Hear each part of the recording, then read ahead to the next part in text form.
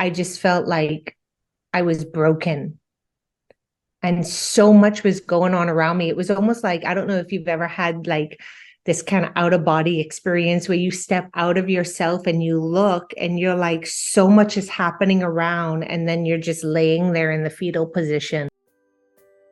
Hi there, Soulful Mama. Welcome to the Soul Care Mom podcast. I'm Catherine Wilde of soulcaremom.com. I'm a mom of 3 amazing kids, a soul care mom coach, and a yoga and meditation teacher. I've helped hundreds of women, and I'm here to help you feel calm and find your unshakable confidence as a mom. If you're ready to stop living in survival mode and you're ready to drop the mom guilt and overwhelm, this podcast is for you. Think of this as a lunch date with a girlfriend. Grab a cup of tea and get cozy. It's time to get honest and vulnerable and shift the traditional mindset around motherhood. Be sure to subscribe to be the first to know when new episodes are released. Get ready to grow and feel empowered as a mom. I'm here for you, Mama. Let's get started.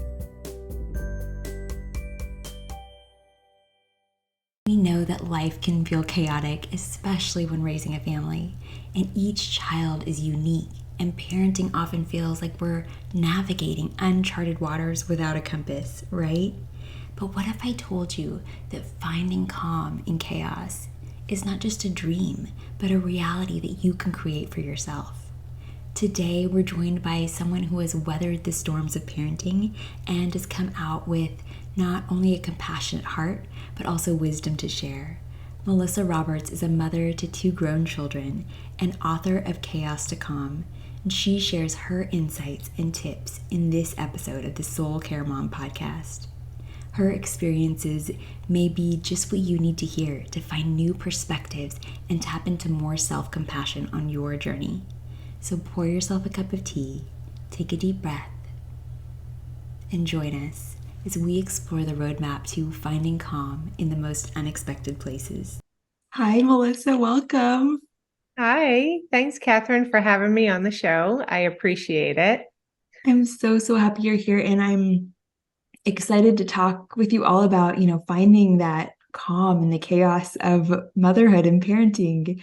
But I'd love to first start with just hearing about your journey, how you came to write your book, how you came to do the beautiful work that you do. Okay. Well, I am a mother of 2 grown children now, Isaac and Sarah. Isaac is 22 and she just turned 20 last week.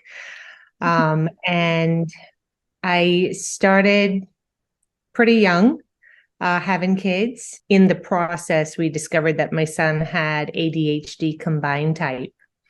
And so he was like 6 children packed into one body. And so he was very much a handful. And through all of that, I was a working mother. I owned my own locksmithing company, and my husband worked for the company as well. And just navigating work and home and being heavily involved in church. My daughter kind of got overlooked up until she was in the 4th grade. So the journey in itself, there's so much packed into it. I've experienced being in toxic relationships in my parenting journey. I've experienced the significant loss of my father in the parenting journey, and different things like that have taken a toll on me as a parent. And so, needless to say, my world was extremely chaotic. So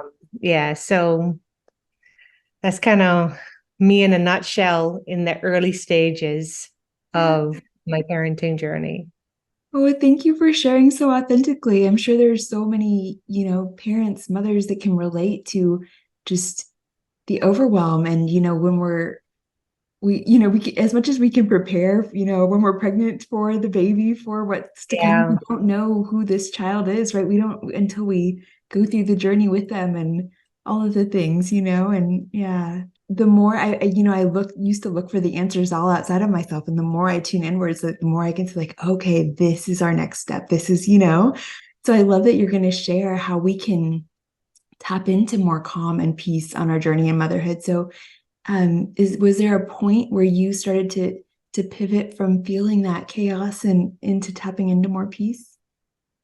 Well, last year actually, in 2022, the word for my year, because every year I kind of like have this word, that I kind of follow. And my word for last year was strength. And I said, okay, I got this, strength in body, strength in mind, strength in spirit. My son was arrested. And so that was the start of the year, which was extremely difficult to kind of see him go through that. And then shortly after that, I got some pretty bad news. I got a phone call about my business. A lot of people took a really hard blow during COVID. And I just kept holding on to hope that things would get better in our business. And so that was another devastation. And I just felt like there was no way of getting out of it, turning around, or it just seems like everything was coming crashing down on me all at once. And then I kind of started to be okay about that. And then I was having a conversation with my daughter, and she kind of let me in on some information about her life that kind of just threw me for a loop. And at that point, I just felt like I was broken. And so much was going on around me. It was almost like, I don't know if you've ever had like this kind of out of body experience where you step out of yourself and you look and you're like, so much is happening around. And then you're just laying there in the fetal position, like, God, just take it away. And so it was at that point when the Holy Spirit just spoke to me and said, it's time for you to write this book. You've been talking about writing this book for 9 years. It's time for you to write this book. And I fought tooth and nail. No, I'm not ready, because I knew the premise of the book was me pouring out all of the mistakes that I've made in my parenting journey. And I guess I didn't want to do that because I didn't want to have to face me. Like everybody else and everything else is the problem. But it wasn't until I recognized that, hold on a second now, the common denominator here is me. So I must be the problem. And it was hard. But in the process of writing and just going through my journey and the stories brought about healing and peace and things that I thought that I healed from and I left behind. Having to rehash those really showed me, hey, you're not finished. You didn't deal with this properly. Now is the time to deal with it. And so my book, with it saying, a mother's confessions, it kind of was a way for me to apologize to my children. Just because, there were times I wasn't there mentally, I wasn't there emotionally. I was so consumed with everything else. And yeah, so it wasn't until I finished the book and I really sat down with both of my children and spoke to them and verbally apologized that brought the peace in my life. And has it been a bed of roses since? No. My son was arrested again after that, but this time around, even in the chaos, I was at peace. So, I know there are mothers out there who feel like they just want to throw their hands up. They have no idea what to do. God, why did you give me this child? He's broken. Or why did you give me this child? She just doesn't listen. I'm teaching them all the principles. I'm teaching them how to be good, model citizens, I guess. And then I had to recognize, hold on a second. My job is not to fix them. And my job is not to create perfect children. Yeah. It's a lot unpacked in there. Yeah. Story after story. I love But that you shared from your heart and you were so authentic, because I think that's sometimes a lot of why we fear sharing, our mistakes, or because we don't know that like we're all going through these same struggles. mhm, And then it's such a beautiful thing that it was a healing journey for you to write this book. And I find that as well, like there's things that I, sit with myself and let myself feel the emotions and go through, mm, some healing, but there's layers, there's yeah, layers to everything. And so to be able to go deeper with the things that had once sat with and healed through, to go to a deeper level, that's so beautiful. And you mentioned emotions, um, and being present with our kids, and mentally, emotionally. How right. can we step into more of that, because that connection is so powerful, right? When we can be there for our kids in that Mm. way, they feel really seen and heard and loved. And so how can we step into that some more? Yeah, see, for me, you live life in the present, in the now, but the saying hindsight is 2020. So you look back and you be like, wow, I could have done that so much different. Um, when my daughter was born, she was extremely sick. My son was only 2. Um, and we had no idea what was happening with her. So she was at the doctor every day for 7 weeks, until they discovered that she had GERD, as an infant. And she just screamed all day, every day. And I just couldn't take it anymore. And I wasn't even paying attention to my toddler because it was just so much going on with her. And when I started to kind of get through that, my father passed suddenly, Mm. and that devastated me. And so all of 2004, there's so much of 2004 of my daughter's first year of life that I don't even remember, Mm. because I allowed grief to consume me. And I wasn't there for her. And then I found a friend who at the time I thought was a friend, that turned out to be an extremely toxic relationship. I turned to her and had her kind of help me through the process, not realizing that it wasn't help. It was actually causing me to bury the feelings that I had and kind of focus on other things, which I then neglected my children. So I didn't pay attention to them. I was there physically. I was telling them what to do, what was right, but I wasn't there modeling for them what I was telling them. Yeah. And I think in those formative years, if mommy isn't there, it's one thing to have daddy there, but if mommy isn't there and to form that bond, there's a separation, and it's a feeling that I really can't explain, but I feel like there was years after that I was trying to make it up to her. Um, and I think if we stop in the middle of our grieving process and recognize, okay, I'm going through this. And it doesn't have to be a loss of a person. It could be a loss of a business. It could be a loss of a friendship. It could be any kind of grief. And if we stop and realize, okay, hold on, what is this teaching me in this moment? There has to be a lesson in this. And I know I'm going to get through it because everybody gets through things.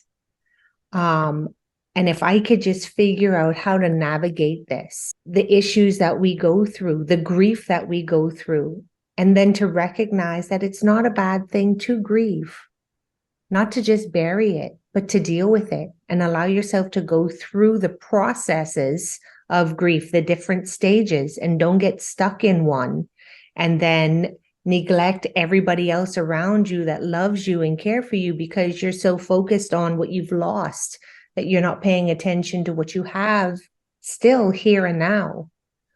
And like I said, with that, I know that it created a rift in the relationship with me and my daughter. And it also created a rift with me and my son, because then I found out that I wasn't patient with him anymore. So every little thing that he did, even though at that point we didn't even know he had ADHD, I got extremely angry, and I felt like he and I were always fighting. We were always in the gladiators ring together and not fighting as comrades, fighting against each other.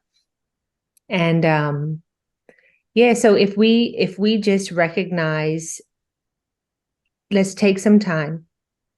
Let's step back, take a moment and breathe. Just breathe. Count to 100 if you have to, because we can't do it on our own. We can't. We can try, but we can't. Do you feel overwhelmed and anxious? Do you wish you could stop losing your temper with your kids and just have more fun as a mom?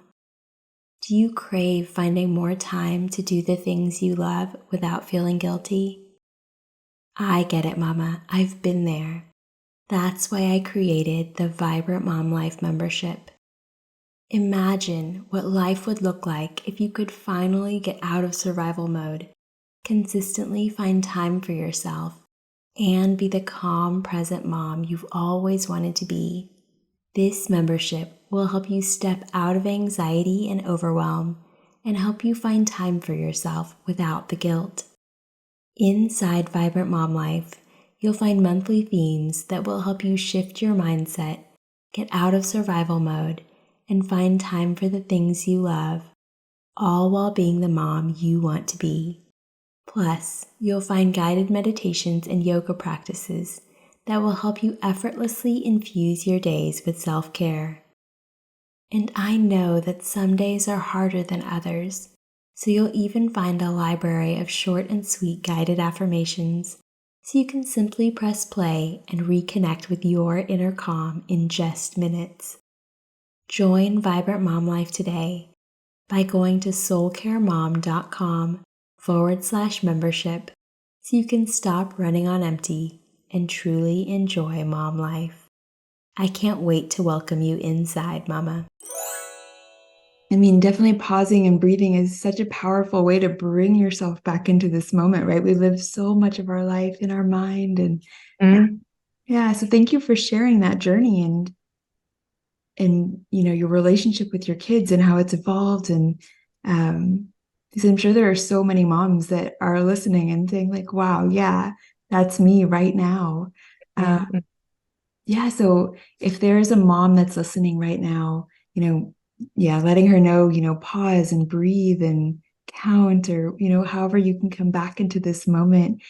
Is there anything else that she can do to begin to just reconnect with her kids?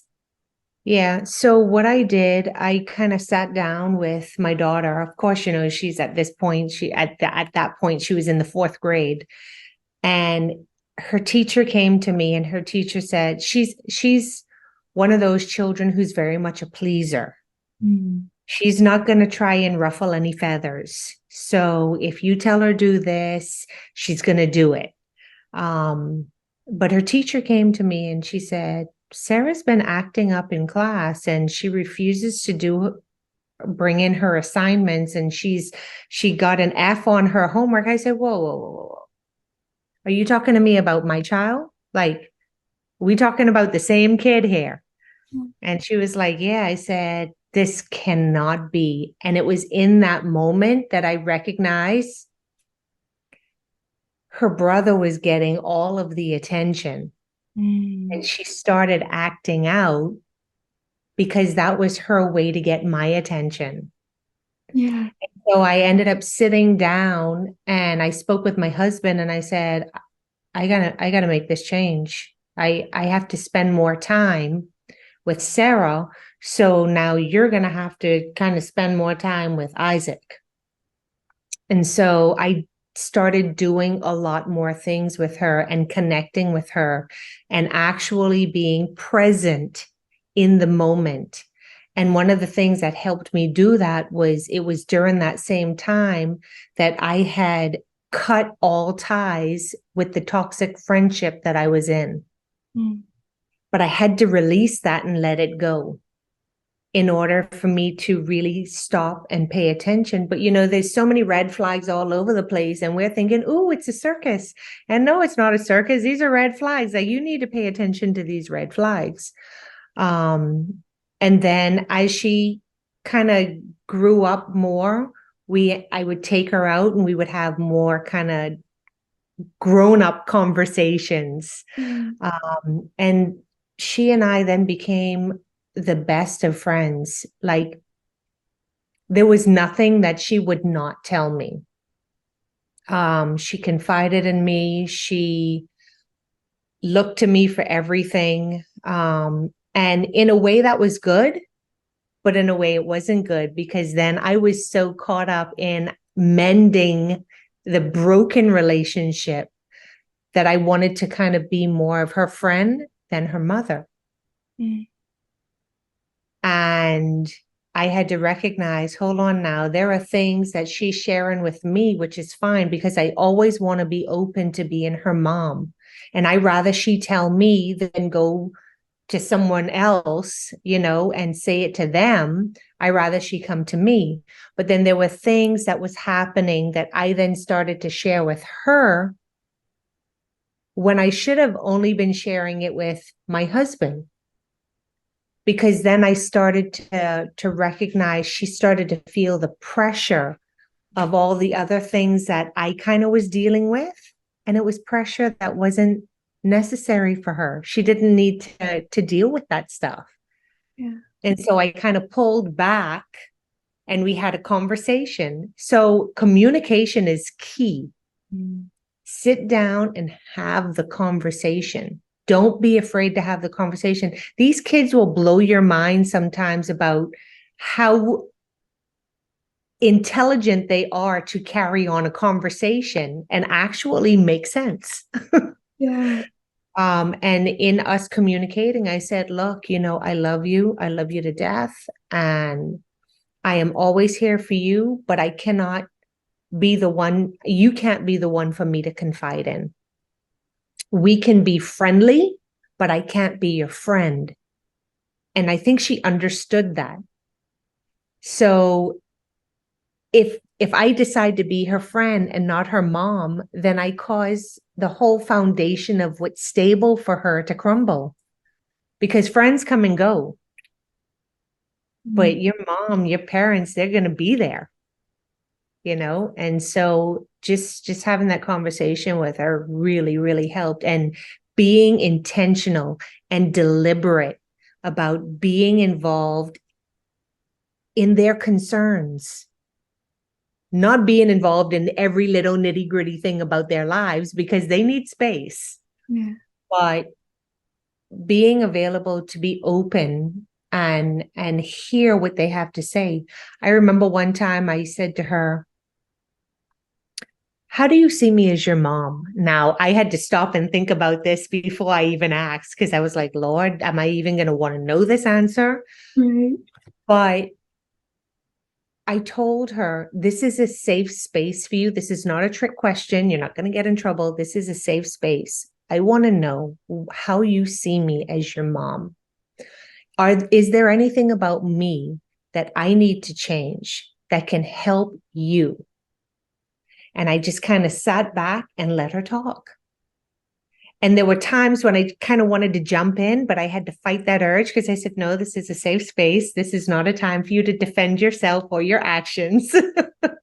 And now, even though last year our relationship was really strained, we still had a close connection. And she still talks to me about everything. In fact, sometimes she calls me too often. But I just want to just plead with parents, sometimes we just want to give up on our children. And sometimes we want to say, you know what? Oh, you're 20 now. Well, you're on your own. Mm. But when they get to be 18, 19, 20 into young adulthood, they actually kind of need you more in a different capacity, but they're going to need you more. And so I just left the lines of communication open for both her and her brother to say, hey, anytime you need to call, yeah, you might do something stupid. Yeah, I might say, I'm not bailing you out of this one. Mm. And I won't, but I'm going to be here in another capacity for you. Yeah. So, Yeah, that's beautiful. And I love so much of what you said that, I mean, you just starting with taking that, like noticing, because when our children are acting out, it's to get our attention. They're not trying, it's not personal. They want to yeah. connect. So that's such a powerful realization and a mind shift to help us to, step into a more, use the word like intentional way of being with them. Right. And that you asked for help, that you asked your husband, like, look, this is the support that I need. That is such a powerful thing as a mom too. Like you're saying, we can't, do it all alone. And yeah, so leaning into the support around us. And yeah, I love that. I love that you created this relationship where your children feel safe to share with you. Like that is my goal with my kids. I want them to be able to come to me with all the things. So this is so inspiring. Right. Another topic that we had, talked about was social media. And what do you have to share around that? You've got your kids are grown, and I love that you shared too that like it's a different capacity. Like when they're older, there's still that need for connection, right? It's just an age, right? They're still going Yeah, through changes. They're still exactly. going out into life and figuring things out. And so I love that. But yeah, what do you have to share with us around social media and kids? Well, see, it's not just social media and kids, it's social media and the parents as well. It's what are we modeling for our children? Are we so consumed with being on our devices that we're scrolling through and we're looking at everybody else's profile and how many likes they got, and is that what is giving us worth? I posted something. Oh, how many likes do I have? But what we fail to recognize, and it's so important for our children to understand this too, because they're on social media even at ages they're not supposed to be on social media. Some of them are on TikTok and Facebook, and I mean there's so many out there now, I don't even know all of them. But what people put out there is the best of themselves. Sometimes it's the best of what they want to be, and it's not even really themselves. And so when you're looking at that, you're now comparing the best of what you're seeing through that screen to the worst of yourself. And they have it so much better. And their life is just so perfect. And newsflash, nobody's life is perfect. Nobody has it together. For sure. And if we can model that for our children and say, guess what? Somebody else's life, your self-worth is not dependent upon that. That's not where your identity comes from. I remember thinking one time I was looking at someone's social media pages, and I mean their entire life, so I thought, was just put out there. Like they documented everything. And I was like, man, they just got just the perfect life, the perfect kid, the perfect life, the perfect husband, the perfect relationships. And a disaster happened and they ended up coming to Nassau. This was after Hurricane Dorian. I'm sure the whole world heard about Hurricane Dorian. And they ended up coming to Nassau, and I recognized in a flash, hold on, this cannot be the same perfect marriage that I thought. They were on the brink of divorce. But what they put out there was just, like I said, what they want it to be. Mm. And so social media, we have, I don't know if y'all use this phrase in the US or not, but we kind of use it here, is trapsy. What that means is people will trap you and they'll get you to think that this is the best when really it isn't, you know? And just not only that, I used to have it to where if we're sitting down as a family and we're having dinner, there are no devices. It used to be everybody had a device and everybody's on their device and we're trying to eat dinner. And so we're eating and on the device at the same time. And I looked around one day and I said, hold on a second. Nobody is communicating with anybody. Yeah. And it was at that time I said, let's put these things down. We are going to talk. How was your day? What's happening in school? What did this person do today? Did it interfere with, or did you fix the problem with this friend? Or, and so we started communicating. But we were created for relationship and not fake ones, like genuine relationship. And the only way you can do that is sometimes you just have to put the social media away and focus on the people that are in your presence. Like, be present in the present. Is social media bad? Of course not. Social media is a tool. Just how money isn't good and money isn't bad, it's a tool. But if we don't teach our children how to use these tools properly, then we're going to lose them. But we have to be able to model it ourselves too. So we can't just talk it. Yeah. They're watching what we're doing very closely. Exactly. And so, and I mean, it's beneficial to all of us on so many levels. Like you're saying, like using it as the tool that it is to connect and do what we need to do, but also them being present, putting it down, showing them how to connect. When we model that for them, they'll be able to take that into their lives. I love that so much. Thank you. Thank you for being here. Thank you for sharing all of this. Before we wrap up, I'd like to ask a quick favor. This is an independent podcast. It's produced, recorded, and marketed by me, so I would love your help. Please share this podcast with your friends. Post about it on social media. Tell your girlfriends over lunch. Share about it with the moms at the park or at your next PTA meeting or homeschool co-op meetup. And please take a moment to subscribe and to leave a 5-star review wherever you're listening. It will help more moms find and benefit from this work, and it will make my heart so happy. And I would love to know if you could go back in time to, when you first became a mom or any point that was pivotal for you, what would you tell yourself, knowing all that you know now? What would you like her to know? Oh, don't be judgmental. When I was pregnant with my son, I saw an altercation happening across the street from the restaurant my husband and I were in between a mother and her very young son.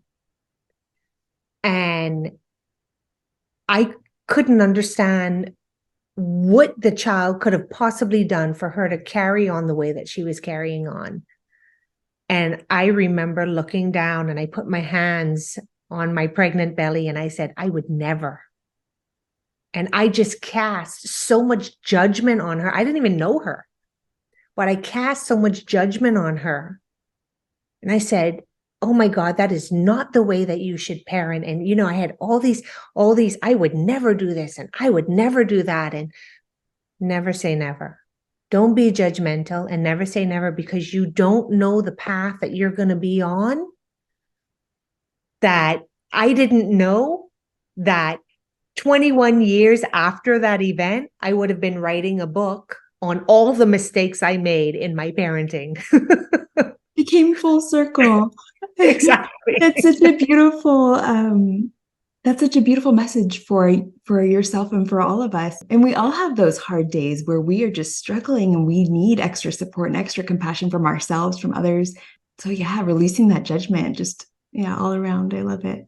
It's also important to get the right tribe. Mm. Get the right, everybody's heard it takes a village to raise a child, but it takes the right village. People who might be your family or friends that you've had for many, many years, they may not be the village that you need for your children. So find the right village. Make sure the people that are pouring into your children's lives are saying the same thing you're saying, because you can be teaching this at home and your cousin, who you think is a part of your village, is teaching them something completely different. So be very careful and be deliberate about the village that you choose to help you raise your children, because we don't live in a vacuum. We need other people. I love the message of, because we can be really intentional, about who we surround ourselves with. And sometimes it's these people we bring into our lives that turn out to be like family to us, be these really like-minded, connected people in our lives. And yeah, I love that to surround yourself, even social media, all the things with messages that really nourish you, that uplift you, that support you in different ways. I think sometimes we forget that we have that ability to choose who we surround ourselves, to choose the messages, all the things. I love that. Right. Thank you. Yeah. Thank you so much for being here, for connecting with us. Can you let us know where we can find you online and connect with you more? Sure. So my website is parent-life.com. I put a blog out on parenting tips every Monday morning. So you could go on the website and subscribe, and it'll automatically come out every Monday morning at 9:00. Well, 9:00 Eastern time. But my book, this is the book here, Chaos to Calm, and it is available on Amazon, in Kindle version as well. So, and I'm in the process of trying to finish my audiobook. I'm doing it myself. I feel like the people need to really hear the emotion. And so, yeah, but parent-life.com, that's my website. And I will be so happy to hear from you. Oh, I love it. I'll share the links in the show notes so everybody can connect with you. Thank you. Thank you so much for being here, for sharing your journey so authentically and your wisdom. So thankful. Thank you too. Hi, love. This is just a reminder that Soul Care Mom offers information that's shared with love and intended for educational and inspirational purposes only. You should not rely on this information as a substitute for medical advice, diagnosis, or treatment. If you have any concerns or questions about your health, you should always consult with a trusted healthcare provider. Thank you for being here, and know that I am sending you so much love. Thanks for joining me, Mama. I'm over here smiling from ear to ear and giving you a big virtual hug. I love spending this time with you. You are amazing for showing up and carving out this space to nourish your soul. If you are loving the Soul Care Mom podcast, be sure to subscribe and leave a review. And if you are ready to start your mornings feeling calm and energized, get the Kickstart Your Calm Morning Guide, a self-care morning ritual for moms, as a free gift when you join the Soul Care Mom community. Head over to soulcaremom.com/kickstart and enter your email address to get your free gift and start feeling like a calm mom today. Sending you so much love, Mama.